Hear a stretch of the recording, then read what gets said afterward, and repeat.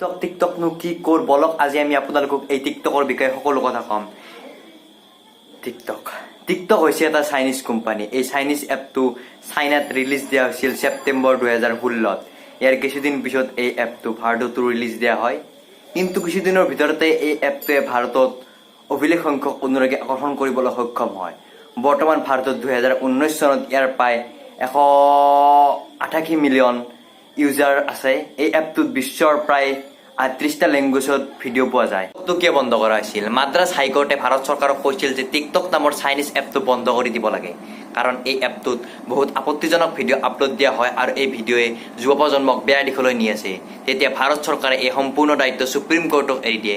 Supreme কোৰ্টে এইবোৰ পৰীক্ষা নিৰীক্ষা কৰি থকাৰ সময়ত ভাৰত চৰকাৰৰ ministry of electronics and information technology নামৰ এটা ডিপাৰ্টমেণ্টে এই এপটো বন্ধ কৰি নিবলৈ গুগলৰ প্লে ষ্ট'ৰ আৰু এপ ষ্ট'ৰক ৰিকুৱেষ্ট কৰিছিল।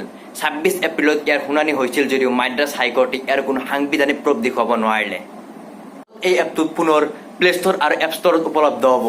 এই এপটো ভাৰতত বন্ধ হৈ থকাৰ সময়ত এই এপটোৰ প্ৰায় $5 লাখ লোকচান হৈছিল।